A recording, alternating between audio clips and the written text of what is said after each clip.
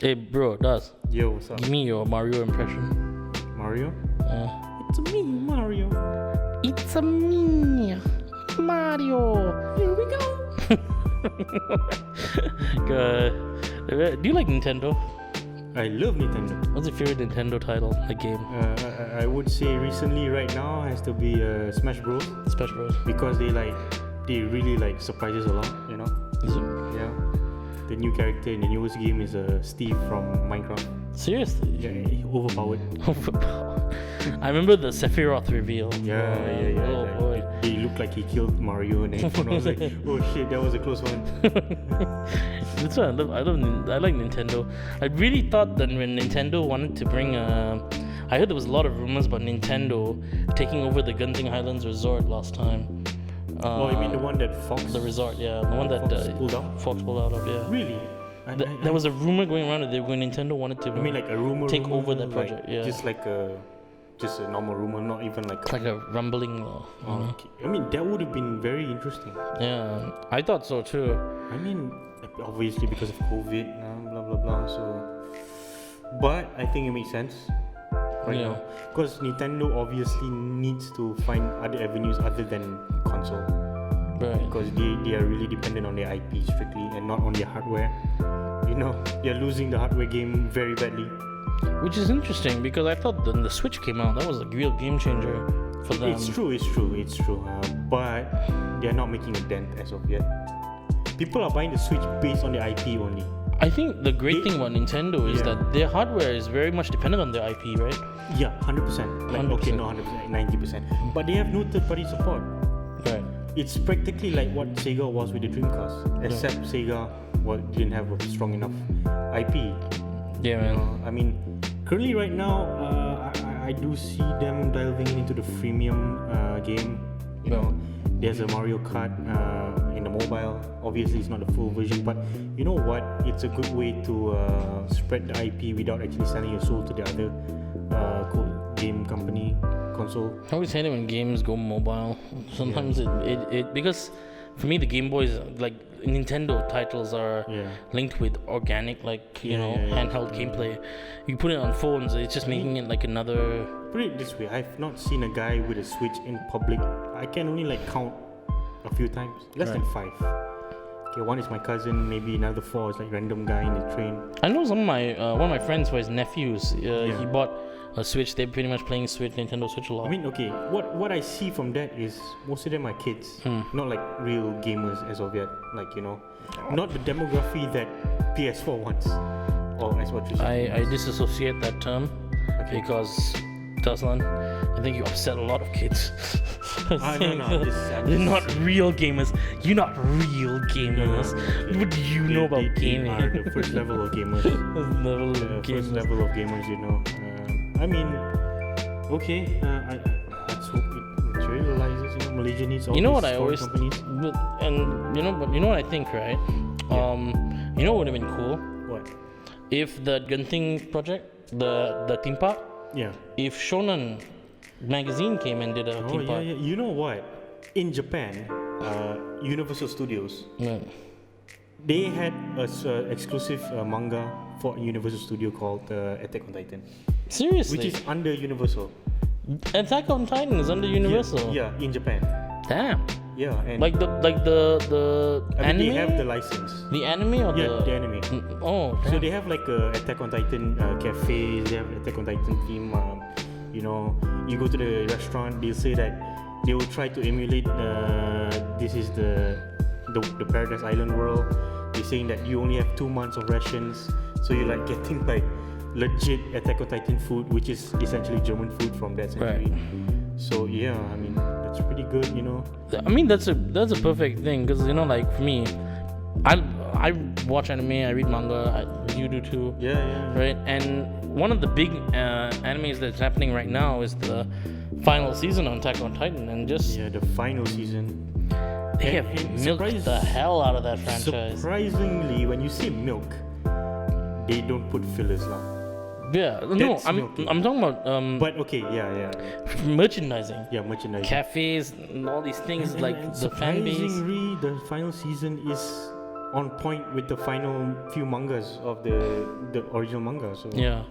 there's no need for fillers and all that. They already catched up. I think for Attack on Titan, they need to make it as close as possible to the source material. Yeah. As they can. Obviously, the one big issue right now, not with us, but with a lot of fans, is that there's a drastic artistic change. Right. Obviously, Mappa Studios. Yeah, Right? Mappa Studio. The first Studio Wit actually like dropped the project. Okay, Attack on Titan is the first project Studio Wit had. So essentially, it's safe to say that Attack on Titan made the studio who they were. But the demand is just so high. Attack on Titan literally just took off once the anime was up. Yeah. I mean, before the anime, it was a cult classic, but as I said, it's still a cult. Like, people know it, but not everyone know it. Like now, But once the anime came out, next level. That's why you get all this steampunk. Yeah. It became like a cultural phenomenon. Attack on Titan. So okay, season 1 and season 2, it took like 3 years to be made. There's a reason for that. The artistic, it changes. Even season 1 and season 2, even though it was by the same studio, if you look, Mikasa was a different drawing. Yeah. They still changed artistically, even though they had the same studio. From season 1 until season 3, you compare. There's definitely been a lot of changes in the art direction. Even with the character designs. Even with the same studio, they have like drastic changes. So now with a new studio in Mappa, I mean, of course you're gonna get change. But then again, the change is pretty consistent with the manga. If you compare apple to apple, shot by shot to the panel, Right. It's almost the same. People are forgetting that Isayama is a pretty bad mangaka. No. I mean, even he would say that. You have to admit, like, for a manga, his drawing was pretty bad in the first few mangas. Yeah. And then gradually he got better. I think that really applies. It makes sense in the anime as well. I think this is partially the reason why I'm an anime guy for this. Yeah. I looked at Attack on Titan when I watched the manga. I don't get the same. I don't get the same way as it is with. It's completely different with other mangas and stuff like that because I feel more of a connection to the anime than I do with the manga at times. It's just that it conveys everything better. But okay, interesting fact. Hajime Isayama, who actually created Attack on Titan, actually said he's working very closely with the studio itself. Yeah. So of course, he's working with guys that are very talented in animation. Yeah, I mean, yeah. You're working with Mappa right now. So I mean, like, he directly is in control. Like, anything that is retcon to the manga, it's Isayama himself making it. Yeah. It's not like a Naruto where the studio overrides the mangaka, or like Samurai X where the studio just flat out just give a new ending to the series. It's like no.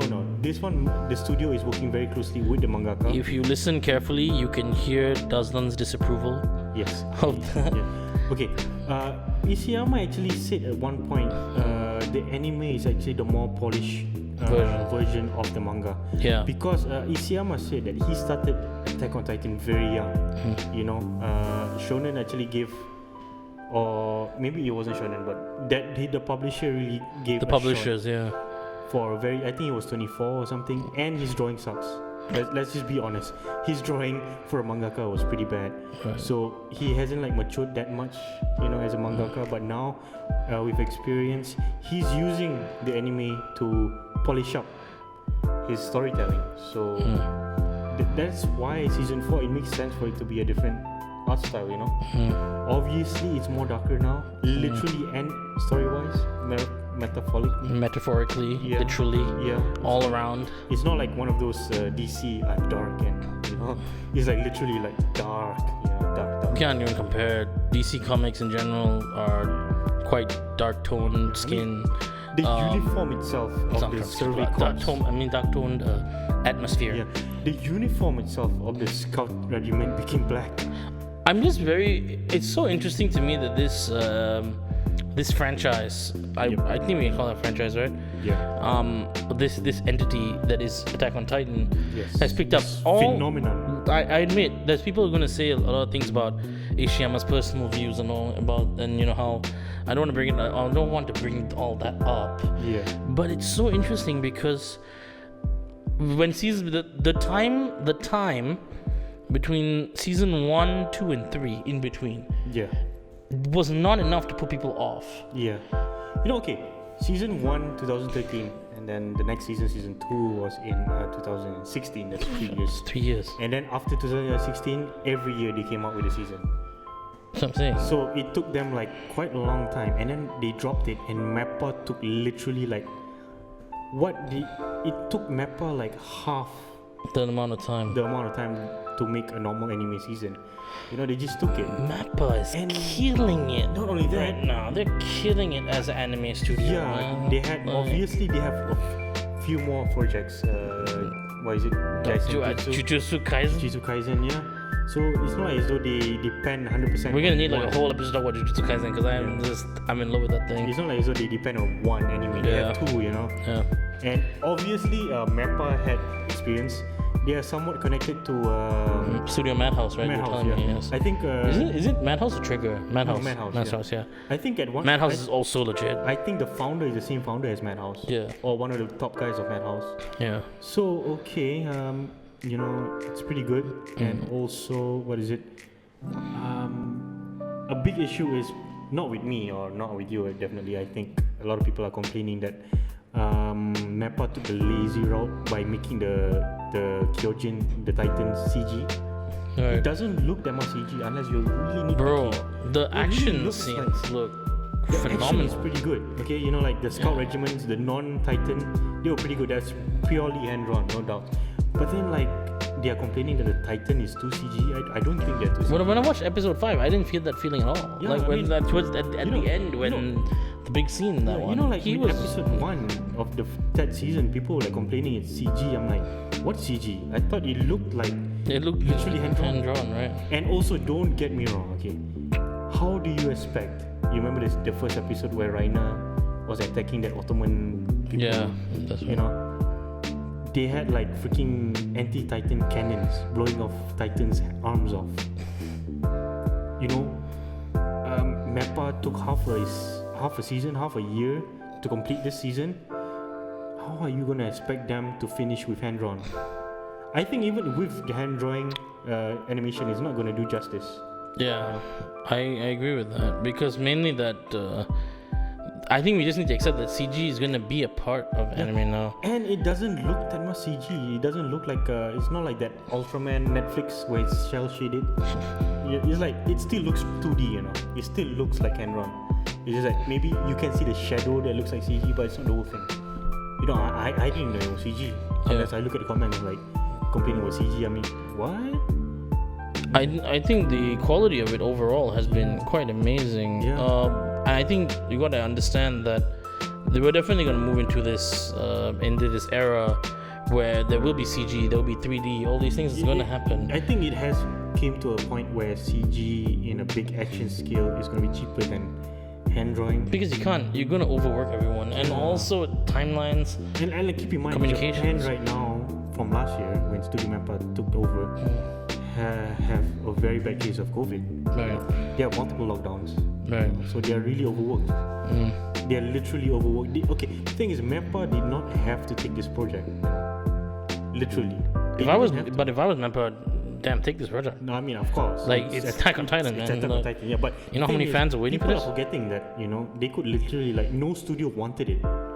A lot of studio was offered. A lot of studio. It's quite a big one. It's quite a big one. Studio Wit exists because of Attack on Titan. Exactly. Before this, they had no project. They themselves did not want to do the project. So how can you blame Mappa for that? I couldn't. And the thing is, people complain about Mikasa. He looks like Mankasa. It's did you know? I don't know what you're talking about. I just watched episode 9. I don't think so. Yeah. In the first, episode 9. Episode 9, there was a fan service there. Yeah, that's what I'm just saying. No. Episode 1, Mankasa. But other than that, you're like, oh, damn. I think episode 1 maybe because it's trial and error. Look, I mean, to be honest, come on, guys. Mikasa looks great. I don't mind Mikasa in People this are forgetting series. that she's before this she was 15 and she was 5'7", and then she had a growth spurt. It was 4 years. She's 19 now, and she's 5'9". Exactly. So, and she's a soldier. So yeah, she's bound to be having a bit on the MMA type body, you know. Yeah, that as well. Yep, and Aaron had a lot of fan service as well, with his man bun, shirtless. Jesus Christ. He had a growth spurt as well. He became 6 feet tall. I've seen all the reaction videos. It's quite funny actually to watch. Okay, let's talk about growth spurt. Armin became the same. Levi, of course, he's already an adult. I like You know who had the biggest growth spurt? John. No. Okay, he had a good growth spurt. Yeah, but he wasn't like a shocking growth spurt. You know who's the shocking? Connie. He became 5'11" from 5'1". Same. 5'11" from 5'1" in 4 years. I guess so, man. But like, I'm just saying. Just damn, bro. All I gotta say, Mikasa don't look like Mankasa right now. Yeah, not right now. You're tripping, like, you know what I mean? That Aaron shooting gun. I don't know. You know, I looked in the manga. I was like, was this real? No, the manga she had pants on. Okay. Anyway, before we delve into that degeneracy, I mean, like, so obviously, you like Attack on Titan. Yes, I've covered up with manga. You're a big fan. Interesting fact: a few days ago was Mikasa's birthday, and a few days before that was Aaron's birthday. So do you think that when it's all said and done, Attack on Titan is going to be like a legacy thing? Death Note did this similar kind of thing. But Death Note is way too... I'm not talking about storyline. No, I mean like Death Note came in a time where there wasn't that much to compete with. After Death Note, a lot of people milked Death Note type of formula, and then Attack on Titan came. So I think in a way it's better than Death Note because they went a different route. But it all depends on the ending. How the anime handles it. Because the ending it can go a lot of ways. Right. They're saying that they might pull off like this anime, they might pull off that anime's ending. I think it's so out of character for Isayama to be having a same ending with some other things. I think maybe he had an idea. He had an idea on how it goes on end, but then he looked like, oh crap, maybe this anime ended like this, you know, maybe like that, and then I think he might just go for it. He could. And also, the manga has 2 more chapters left, so I am pretty stoked about that. You're pretty stoked about it? Yeah, 2 more mangas. You know, Hajime Isayama actually like went out and say like, you know what, I'm tired. You know, I just want to finish this. You know, I think he's pretty burnt out. I think that's the reason why he's burnt out. It's either that another anime suddenly just got the same ending that he got, or he is worried that if he continues on, he might become like like he'll be burned out and he'll just give like a half-assed ending. So you know what, I think it's correct. You know, if he's feeling like that, you might as well just end it. You know, it all entirely depends on the ending, because a lot of fans, the theories are like, wow man, there's a lot of theories, you know. But if that theory, if they ended up finishing like another anime, like let's say Code Geass or something, a lot of people are gonna be pissed. Right. Like, literally. You don't want to end it that with way. How they built up. No, Code Geass has a pretty good ending. It's just that you don't want to see the ending with another anime, because like one anime is enough, you know, and it's very out of character for Attack on Titan to finish that way. I'm generally more disposed towards the anime, and I think the anime has done well so far. So we'll see. We'll see how it ends. I mean, okay. One fun fact: Hajime Isayama, he was asked, so the ending of the chapter, is this gonna be the end of Attack on Titan? He said no, it's just the beginning. So okay. I hate it when an author says that. Yeah. So people are saying in theory that the manga, the last chapter might just be an epilogue, and then a movie anime is gonna come out with the true ending. Or because you know how complicated it is, there's a lot of time skips and all that crap. So maybe. But he did say that he will feel very empty and not complete if he did not have a resolution between Mikasa and Eren. Yeah. He needs to like do that. He actually said. Yeah, that would be good if you can give some resolution to that. So how about you? Have you caught up with the manga? What do you think about the anime anyway? I think the anime's been fantastic. The artwork's been great. Story. The music for me. Oh, see, for me, when I watch anime, I look for the soundtrack. Yes. And the art is important, yes. Yes. The voice acting and all this stuff is also very important. Yes. Because it hits more, I feel. I don't think a lot of these scenes would hit as hard in the manga. And that's where anime is supposed to bring out the, full flavor of the scenes and give them a bit more life to it. Yes. So you can react to it better. I think Attack on Titan is that. It really, if you look at all the reaction videos, it has a huge reaction following. It has quite a big Western audience. Not only that, you just type Attack on Titan's ending theory. There's a whole lot of theory, So many discussions, man. Even One Piece don't have that kind of theory, Whoa. Chill. One Piece does have that. No. The One Piece ending theory is practically Luffy will either become what he wants. Are you talking about the multiple universes? No, not that. Or Luffy will end up just dying tragically. It's either one of those. But Attack on Titan, there's like a lot of endings, I see. Series, a lot of endings. That just shows that there's a variety of the fan base. That's why, like, if they go the other anime like Code Geass ending, people would pick. Again, there's never really one ending that'll satisfy everyone. Yeah, but then just have your own ending. Yeah. Even if it sucks, just have your own ending. Okay, Hajime Shama, you've heard it from Dazlan. Yes. So our next anime. So the thing, interesting, like Hajime Isayama, who's the creator of the Attack on Titan. The next anime is Hajime No Ippo. Yeah. So I wanted to talk about Hajime No Ippo a bit today, and this is something that you and me both read and watch. Yes. It got me into boxing again. Yeah. Oh my god. Like I took up boxing because of Hajime No Ippo. Yeah, same. Like I didn't take up boxing. I just have an interest in boxing. I watch it and I sometimes I learned a few from my dad when I was young. punches, But then I watched this anime back. I was like, you know what? I should like sign up with a pro boxer and practice with him. Hajime no Ippo is the exact opposite of Attack on Titan. In the sense that, do you know how many chapters there is on Hajime no Ippo? Do you? It's not that much for a 30-year-old. There is 1,008 chapters of Hajime no Ippo. Be fair, they've been around since 1988. See, this is what I'm trying to say. 1988, bro.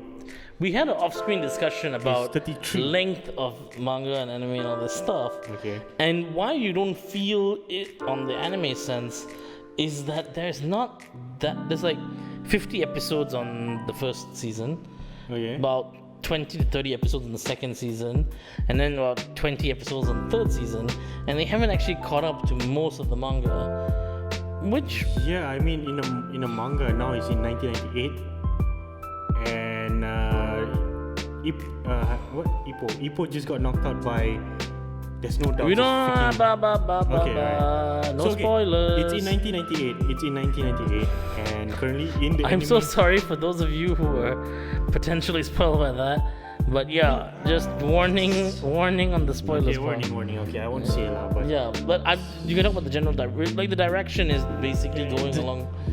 I think the anime is still in the 80s somehow. Is it? Not in 1998 still. I thought it was in the 90s. Early 90s. It was not in 1998. So the what? Okay, the first few seasons is made by Madhouse, and then the final season, the final challenger, is made by Mappa. Again, Mappa. Yeah. It's just so interesting to me because Hajime no Ippo is still this cult following. I don't want to go on and on because there's too much in Hajime no Ippo to talk about. But the general sense of it is the idea of boxing and how we are so waiting for another season. Yeah. I really would love another season. It has not caught up with the manga at all. Yeah. Not at all. I've read all the manga up till now. With currently Takamura's thing going on. I mean, right now I think they're going with the Metal Gear 2 Solid route, where the Metal Gear Solid route. Please explain to me what the Metal Gear Solid route is. Metal Gear Solid 2 route. Okay. That's when they are trying to develop the main character, but as a secondary character. Okay. The more you know. Yes. So it's like in Metal Gear Solid 2. Hideo Kojima did something genius. He developed Solid Snake by making him a secondary character. Damn. Yeah. So yeah, I guess I can see that. Yeah. Again, Hajime no Ippo has never just been about Ippo. Throughout the time of that entire manga, right? It's been based on a wide variety of characters and their matches. Yes. Even freaking Volk gets matches. Yeah. I love Volk, by the way. And we get Miyata matches. We get Ippo matches. Takamura matches. We get freaking Aoki matches. I love Aoki, man. If you wanna, here's my thing about Hajime no Ippo. If you want a sports anime, right, that really gets you pumping, like, And tells you about the sport. it tells you about the Literally, sport, like tells you all the moves. you know? can tell that Morikawa went, the writer George Morikawa went to boxing gyms. No, not only And that, bro. literally- Not only that, he has his own gym. He that has his is own gym, right? competing professionally. There we go. The George Morikawa gym in Japan, and he is a cornerman for his fighters, There we go. pro fighters. So he has hands-on experience with these things, and I know sometimes boxing, like the way the anime and the manga is done, it looks like they're doing a lot of special moves and all that stuff. Obviously, there are like sound It's effects. exaggerated. Yeah, but the moves are real.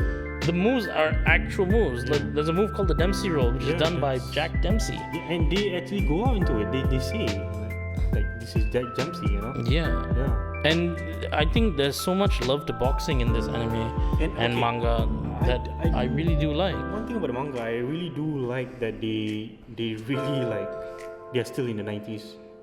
Is it? Yeah. So in a way, they're still like no modern boxing is there yet, if you know what I mean. Like those Floyd Mayweather, like what is it called? What is it? They're not fighting in those weight Hollywood classes. fights. There were no Hollywood fights as of yet in that era. That Ippo is in. Okay. So it's like maybe it's gonna be starting. So we don't know in that era. Maybe. 1998. You already see like obviously there's a guy that's coming up that's gonna dominate the 2010s. Yeah. You know who I'm talking about? The one that. It's obvious who that guy is. Yep. Yeah. I think Hajime no Ippo has this way of staying timeless, even if they don't come into a different era. Yeah. In the sense that really, I didn't even realize it was in the 90s until you told me. Boxing. I just thought that it was just generally how it 1998, was. bro. Is it? Yeah. Damn. And I've read over 1,000 chapters of this, and then it still hasn't hit me in the 90s. That's insane. Yeah. But that just proves to me that Hajime no Ippo is that type of anime and manga, and I really love it. I think Ippo has to be one of those animes that really got people into the sport. Yeah. No doubts about that. I think people need to give it a chance because I feel like I know a lot of people that lost weight because of Hajime no Ippo. seriously. Yeah, they lost weight, they start boxing, they lost weight, and they will listen to the Hajime no Ippo soundtrack to lose weight. You can look up in YouTube, you know, like I started boxing. Is that the Rolling Go or everything. the everything? Rolling Go, I think the second season, the opening. So the Shining Star, yeah. That's the first season. Yeah, that one. I love that. I used to watch that when we were in school, man. In school? Yeah. Holy shit. Who do you watch it with, bro? I watched it on. With who? Anyone else? No, just me. Just you. Dude. Yeah, at home, yeah. You're a hipster, man. How did you know about that, man? My actual thing, people are gonna laugh at this, but one of my first sports animes was Slam Dunk. Same. I moved slowly into Captain Tsubasa. Okay, I was same. really into that, and then when I got older, I really liked Prince of Tennis. Okay, yeah. And How about Ice Shield 21? and Ice Shield 21 after that. I haven't watched that, so I read the manga. Yeah. The anime is not as good, but the anime is still pretty cool to me. But it's not. You will feel like it's a bit repetitive, but the manga is legit. It's really fun. Like it's fun. Okay. And then Prince of Tennis, which is the weirdest one for me to like. That was the moves are they even real? No, but it's fun. I mean, But these it's are obviously not real. yeah. Like the moves. No, it's I not. remember like a snake thing. Then after that, I was like, I just gave up. Boomerang. Yeah. I just like gave up. Like, Never what the hell is mind. this? No, but you should still give it a watch. It's still a good watch. I mean, I haven't given it a chance. Then suddenly out of the blue, I was like really into my sports anime phase. I was watching Whistle and all this stuff, and then I came across a boxing anime. And at that time, at that time, I had not yet developed like a feeling about boxing, right? I never really had like I knew Muhammad Ali existed, I knew Mike Tyson existed, and all this stuff, but I hadn't really had like a deep love for it, or like a need to go and look at who's the latest champion, or look what's the best fights coming up and the stuff, right? And then I keep watched. in mind, that was an era of Floyd Mayweather and Manny Pacquiao priming. No, not yet. The Floyd Manny hadn't hit its thing yet. I think this is way early in school then. Really early, yeah. What, year 6, year 7? Year 7 or year 8, Oh, I remember, if I'm not mistaken. So then I saw Hajime no Ippo and I was like, oh, what's this about? This is gonna be this generic thing. Holy crap. Yeah. Actually, people who, even I was guilty of this. I would thought it's like a random generic sport anime. You know? Yeah, but then like it's totally not. Yep. Like Hajime no Ippo was very much a slice of life before I knew what slice of life even meant, you know? It was a slice of life genre anime before, while being a sports anime, because it didn't just focus on, you know, oh, you gotta go to nationals or anything like that. Like these were professional, like they were fighting in the professional bout. Yeah. He was fighting against guys who, you know, if they lose, they can't feed their families. Yeah. And I don't remember a sports anime like that. Like I did not at that point watch the sports anime like that. Never. Prince of Tennis wasn't like that. Slam Dunk wasn't like that. I mean, it's funny you said that. Like all those other animes that you listed, right? I've watched Slam Dunk. Yeah. Prince of Tennis, not that much. Captain Tsubasa, yes. Captain Tsubasa, yeah. Okay, the thing about that, those animes are Captain Tsubasa. Obviously, I really love football. Yeah, Slam Dunk is a pretty good anime. Just anime itself, animation and all that, voice acting. In terms of getting me into the sport itself, Not it really didn't effective. do that much. I forgot all the moves, whatever they say. You know, I forgot the rules and all that. But I'm a big fan. Hey, bro, we should watch Slam Dunk again, man. Yeah. Like we should we should re-react to Slam Dunk again because it's been a while. I mean, I haven't looked them for quite a while. Yeah. I literally I don't know how to play basketball. I don't know the rules. I forgot from Slam Dunk. But you know, like something about Hajime no Ippo, they did enough To attract you. to attract me to like know the sport. You know. Yeah. Like Slam Dunk didn't do enough. But even though the explanation is good, there's no doubts. I think also the other thing I about think I just don't like basketball in general. Yeah. So I think if you're a guy that has interest in basketball, almost getting there, and then you watch Slam Dunk, you might really like just take up basketball. You know. Yeah. I think it will like emulsify your interest. Definitely. For me, and Slam Dunk was it's like that. Yeah, for me. I like boxing here and there, but not that much. My dad teach me some, but not that much where I have to follow a boxer. And then Hajime no Ippo, like, especially the peekaboo style of Mike Tyson. Are you the same as me? Because when I after watching Hajime no Ippo, I had this fascination about Japanese boxers in the WBC and the WBA, like in the real world. They have a lot of champions, man. Yeah, I was surprised actually. One of my favorite boxers, Inoue, who's playing right now. He's the guy that lived in Mexico, right? Yeah, no, not him. He's the other guy, the guy whose liver shot is like madness. There was another guy that they just won the featherweight or flyweight a few. He's the one that lived in Mexico, isn't it? No, it's not that. It's another random Japanese guy that knocked out another Japanese guy. Oh man! So like they had another Japanese new champion. Yeah. WBC. They have a lot of champions, bro. Like, I'm surprised. It's like I think George Morikawa really helped it. Oh, okay. Before this, there was not really an anime. Can you even call it an anime? In the 1970s, okay, there was a Japanese animation in the 70s where the guy died in the end or something. Ashita no Joe? Yeah, that one. Ashita no Joe is kind of like... That was strictly slice of life. Like, bro, Morikawa pays respect to Ashita no Joe a few times. But that anime, Ashita no Joe, Ashita no Joe. Ashita no Joe is more of a slice of life drama based. It doesn't really like get you interest. Like it doesn't say all the boxing rules and all that. No, it doesn't. I think it was very much focused on the drama aspect and of the it. character.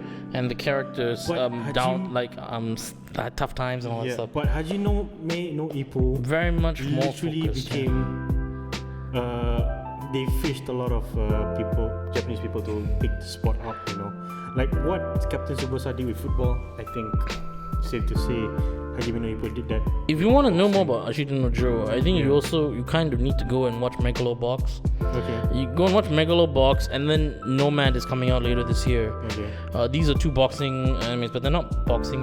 Just go watch it. Okay. But to conclude the whole Hajime no Ippo thing, dude, if it comes to sports anime, I feel Hajime no Ippo is probably one of my top sports animes of all time. I think for me it's number one. You're number one?